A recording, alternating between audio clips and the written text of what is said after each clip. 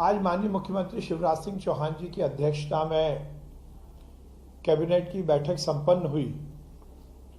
उस बैठक में विभिन्न योजनाओं को और अनेक जन कल्याणकारी निर्णय लिए गए। आज माननीय मुख्यमंत्री जी ने कैबिनेट की ओर से इस देश के यशस्वी प्रधानमंत्री नरेंद्र मोदी जी की जो नेतृत्व में G20 सम्मेलन दिल्ली में हो रहा है और उसमें विभिन्न देशों के जो राष्ट्राध्यक्ष भारत पधार रहे हैं, उन सबका स्वागत किया। कैबिनेट ने इस बात को लेकर माननीय प्रधानमंत्री जी का साधुवाद किया कि उनके नेतृत्व में ये देश विश्व के मानचित्र पर अपना एक अलग स्थान बनाने में सफल रहा है। G20 देशों की अध्यक्षता करना निश्चित रूप से हमारे भारत के प्रधानमंत्री नरेंद्र मोदी जी के व्यक्तित्व और कृतित्व की जो अनूठी पहचान है, उसको प्रतिपादित करता है। आज मध्य प्रदेश की कैबिनेट ने भारत में आए सभी विभिन्न देशों के राष्ट्राध्यक्षों का स्वागत किया है और माननीय प्रधानमंत्री जी को इस बात की बधाई दी है कि उनके नेतृत्व में ये G20 सम्मेलन सफलतापूर्वक निष्पादित हो रहा है। विगत दिनों मध्य प्रदेश में बारिश को लेकर बड़ा संशय था। अल्प वर्षा के कारण फसल को बड़ा नुकसान होने की आशंका थी। अल्प वर्षा के कारण बिजली की डिमांड में भी बहुत तेजी से इजाफा हुआ था। हमारा जनरेशन और जनरेशन के अलावा यदि हम अलग अलग क्षेत्रों से बिजली की आपूर्ति के लिए उसकी खरीदी करते हैं, उसके बाद भी बिजली का संकट का निदान शायद हम नहीं कर पाते। कहा जाता है यदि कोई दिक्कत है तो हम सबको भगवान के चरणों में जाना है और माननीय मुख्यमंत्री शिवराज सिंह चौहान जी विगत दिनों हम सबके पालनहार महाकाल बाबा के मंदिर में जाकर उनके चरणों में उन्होंने मध्य प्रदेश में किसानों के हित में बारिश हो, महाकाल बाबा का आशीर्वाद मिले, इसकी प्रार्थना की थी, पूजा की थी, अर्चना की थी। आज कैबिनेट में महाकाल बाबा के चरणों में पुनः प्रणाम करते हुए उन्हें धन्यवाद प्रेषित किया क्योंकि उस दिन से ही मध्य प्रदेश में बारिश शुरू हो गई है और किसानों की खेती पर जो संकट था वो टल गया है। किसानों के चेहरे पर महाकाल बाबा की कृपा से खुशी आई है, हंसी आई है। आज कैबिनेट की बैठक में महाकाल बाबा को प्रणाम किया और उनकी इसी अनुकंपा और आशीर्वाद की आकांक्षा की अभिलाषा भी रखी है। सांची देश की पहली सोलर सिटी बनी है। माननीय मुख्यमंत्री जी ने विगत दिनों उसका उद्घाटन किया। नवकरणीय ऊर्जा और ऊर्जा के अलग अलग स्रोत के लिए देश के यशस्वी प्रधानमंत्री जी की जो सोच है, उसमें माननीय मुख्यमंत्री जी के नेतृत्व में सांची ने एक बड़ा कदम उठाया है। सांची वासियों को भी और उस सांची को सोलर सिटी बनाने में जो जो अधिकारी, कर्मचारी और विभाग लगे, उन सबको बधाई दी गई और इस बात की कटिबद्धता स्थापित की गई कि हम वैकल्पिक ऊर्जा के जो जो स्रोत हैं उसको मध्य प्रदेश में और विकसित करने के लिए कार्य करेंगे। आज एक बड़ा निर्णय माननीय मुख्यमंत्री जी के नेतृत्व में मध्य प्रदेश की कैबिनेट ने लिया है। अनुसूचित जाति, जनजाति और पिछड़े वर्गों तथा निःशक्त जनों के बैकलॉग और कैरी फॉरवर्ड पदों की पूर्ति के लिए जो विशेष अभियान था, उसकी दिनांक अभी तक 1 जुलाई 2023 थी। माननीय मुख्यमंत्री जी ने आज निर्देश दिया है कि इस जो समय सीमा है इसको बढ़ाकर 23 जून 2024 तक किया जाए। लगभग 1 वर्ष की इसमें वृद्धि की गई है, जिससे कि अनुसूचित जाति, जनजाति, पिछड़े वर्ग, निःशक्त जन की बैकलॉग की और कैरी फॉरवर्ड की पदों की पूर्ति में आसानी होगी और ऐसे वर्गों के लोगों को नौकरी मिलने के और अवसर सृजित होंगे।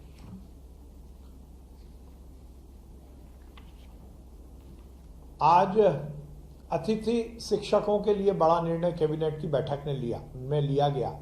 जैसा माननीय मुख्यमंत्री शिवराज सिंह चौहान जी ने इस बात की इच्छा व्यक्त की थी और अतिथि शिक्षकों के जीवन में और सुधार के लिए सरकार की कटिबद्धता को स्थापित किया था, उस परिप्रेक्ष्य में आज कैबिनेट की बैठक में निर्णय लिया गया कि अतिथि शिक्षक वर्ग 1, वर्ग 2 और वर्ग 3 का जो वर्तमान मानदेय है उसमें इजाफा करते हुए उसको दुगना किया गया है।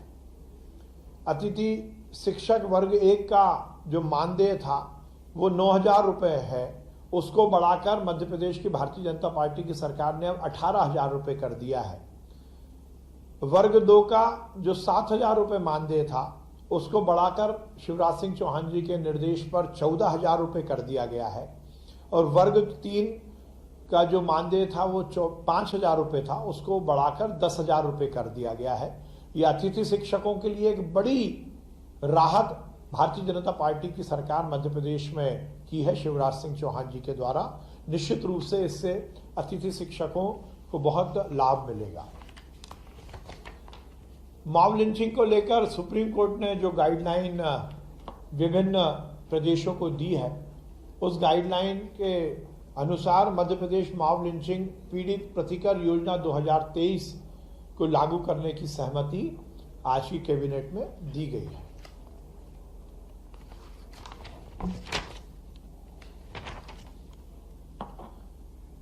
फॉरेंसिक साइंस यूनिवर्सिटी जो कि बरखेड़ा बोदर मऊ तहसील हुजूर में है, उसके विस्तार के लिए और उसमें और रिसर्च और डेवलपमेंट के काम को विस्तारित करने के लिए लंबे समय से भूमि की आवश्यकता की वहां से मांग हो रही थी। आज कैबिनेट की बैठक में उनको 12 हेक्टेयर जमीन देने की जो निर्णय था उसको लिया गया।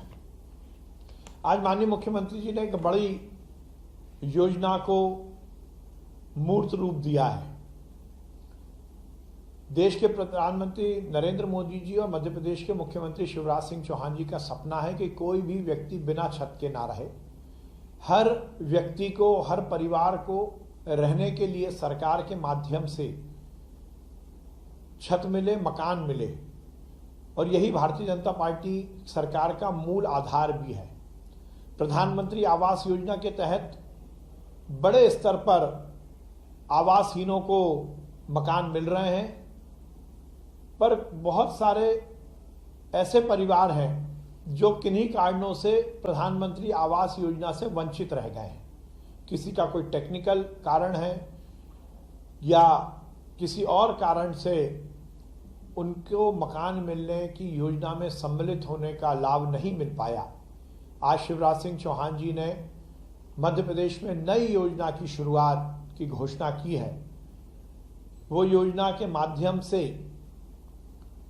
वो व्यक्ति जिनको कि अभी तक किसी सरकारी योजना के तहत आवास नहीं मिला है, ऐसे आवासहीन परिवारों को आवास देने की योजना की शुरुआत हो रही है। मुख्यमंत्री लाडली बहना आवास योजना, इसमें सभी लाडली बहनाओं को तो आवास मिलेगा ही, और उसके अलावा जो भी आवासहीन परिवार हैं उनको मुख्यमंत्री लाडली बहना आवास योजना के तहत मकान मिलेगा। जो प्रधानमंत्री आवास योजना से छूट गए हैं, जो आवास प्लस योजना जो लिस्ट है उससे छूट गए, उन सबको ये लाभ मिलेगा। इसका कार्य जल्द से जल्द शुरू होने वाला है। इसकी पूरी कार्य योजना, इसकी पूरी जो गाइडलाइन है वो बनकर तैयार हो रही है, और निश्चित रूप से ये आवासहीन जो हमारे परिवार हैं उनके लिए बहुत बड़ा योजना का लाभ शिवराज सिंह चौहान जी की सरकार ने आज दिया है।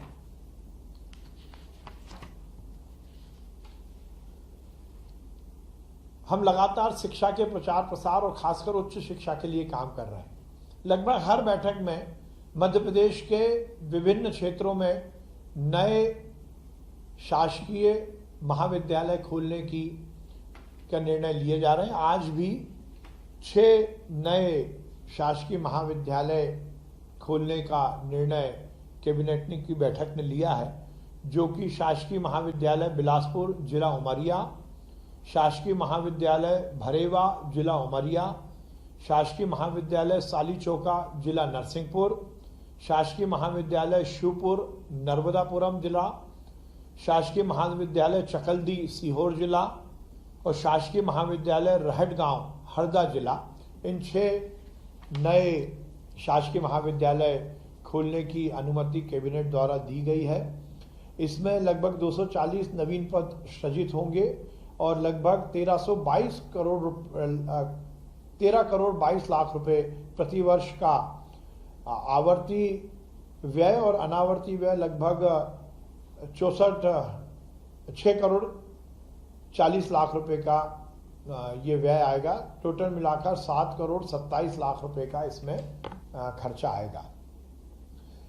माननीय मुख्यमंत्री जी ने पहले से ही जो हमारे मेधावी विद्यार्थी हैं उनकी शिक्षा के लिए मेधावी विद्यार्थी योजना की शुरुआत की थी।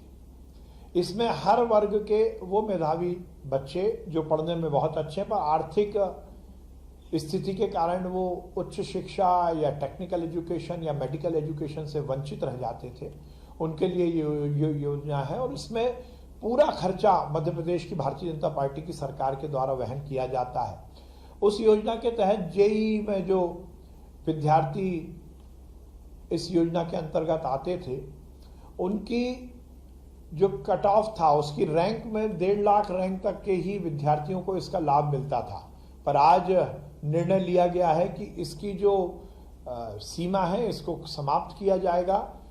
जो भी पात्र विद्यार्थी हैं जो कि मेधावी योजना के जो क्राइटेरिया को पूरा करते हैं वो किसी भी रैंक के होंगे, 1.5 लाख के नीचे रैंक के भी होंगे तो इनको इसका लाभ मिलेगा और इससे निश्चित रूप से बहुत बड़ा लाभ उन विद्यार्थियों को मिलेगा जो जेईई के माध्यम से अपनी उच्च शिक्षा अर्जित करना चाहते हैं। ये एक दूरगामी परिणाम मध्य प्रदेश के युवाओं को सरकार की ओर से दिया गया है।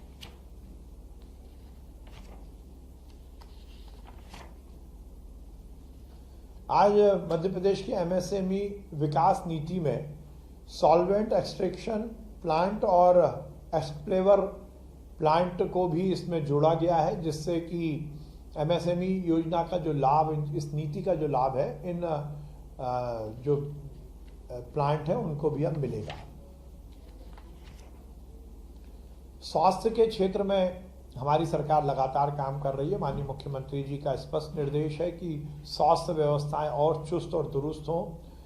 उस परिप्रेक्ष्य में भोपाल का जो सिविल अस्पताल जो कि 100 बिस्तर का था, कैलाश काटजू अस्पताल, उसको अब 300 बिस्तरीय मातृ एवं शिशु विशेषज्ञ सिविल अस्पताल में उन्नयन किया गया है और उसके तहत लगभग 195 पदों का सृजन किया गया है, जिसमें कि आवर्ती व्यय लगभग 714 करोड़ रुपए की स्वीकृति दी गई है। इसमें जहां डॉक्टर्स, पैरामेडिकल और नर्स स्टाफ तो रहेगा ही, उसके साथ साथ अस्पताल के सुचारू संचालन के लिए साफ सफाई, हाउसकीपिंग, भोजन व्यवस्था, सुरक्षा, सीसीटीवी सर्विलेंस, इलेक्ट्रिकल संधारण, लिफ्ट ऑपरेशन, जल आपूर्ति सहित धुलाई, पार्किंग, ये सब व्यवस्थाएं केंद्र सरकार की जो HLL लाइफ केयर लिमिटेड है उनसे कराए जाने की स्वीकृति भी कैबिनेट द्वारा दी गई है। विगत दिनों गांधी मेडिकल कॉलेज के नए भवन के लोकार्पण के कार्यक्रम में मध्य प्रदेश के चिकित्सा शिक्षा से जुड़े हुए डॉक्टर्स और हेल्थ से जुड़े हुए डॉक्टर्स को लेकर माननीय मुख्यमंत्री जी ने बड़ी घोषणा की थी। हमारे चिकित्सीय संवर्ग की एक बड़ी डिमांड बहुत दिनों से थी कि उनकी जो सेवाएं हैं उसको DSCP के माध्यम से संचालित किया जाए। उसको लेकर डॉक्टर्स अलग अलग स्तर पर अपनी मांग उठा रहे थे। माननीय मुख्यमंत्री जी ने बड़ा निर्णय लेकर यह सुनिश्चित किया है कि अब मध्य प्रदेश के चिकित्सा शिक्षा से जुड़े हुए जो हमारे चिकित्सक हैं, चिकित्सा शिक्षा विभाग से जुड़े हुए जो चिकित्सक हैं जो कि शिक्षा के काम में लगे हैं, और वो डॉक्टर जो स्वास्थ्य विभाग के माध्यम से हमारे अस्पतालों में अपनी सेवाएं दे रहे हैं, उनकी नौकरी अब डीएससीपी के माध्यम से संचालित होगी।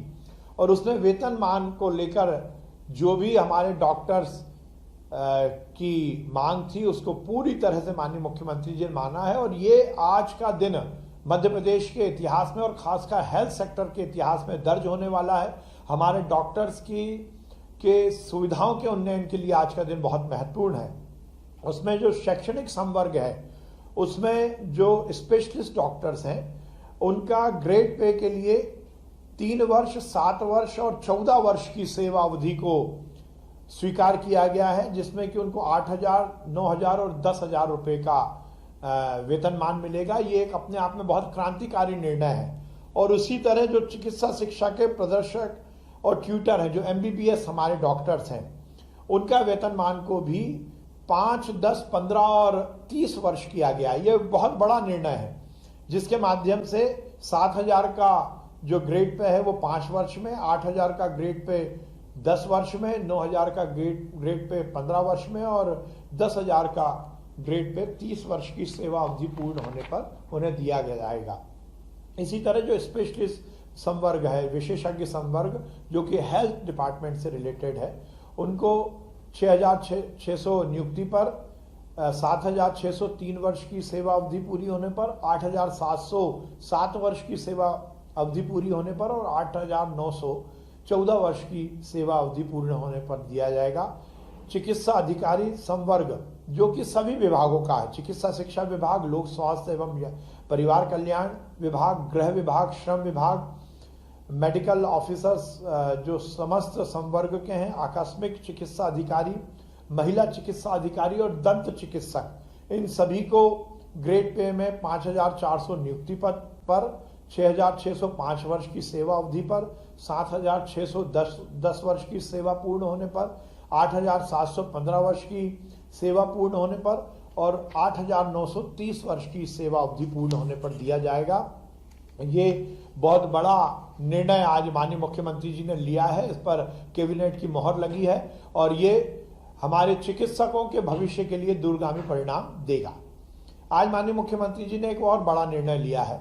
विगत दिनों उनके सामने एक बात आई थी कि जो हमारे प्रधानमंत्री पोषण शक्ति निर्माण योजना में जो रसोइये कार्यरत हैं उनको केवल 2,000 रुपये मानदेय मिलता है।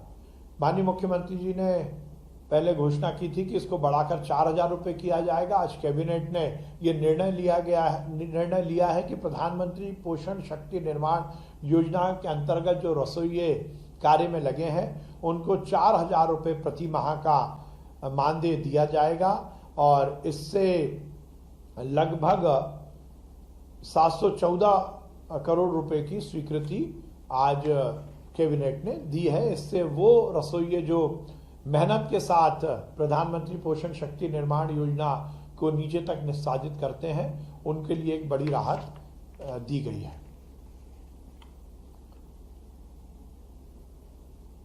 विगत दिनों लाडली बहना योजना की से जुड़ी हुई बहनों को सावन के महीने में रसोई गैस 450 रुपये देने की माननीय मुख्यमंत्री जी ने घोषणा की थी।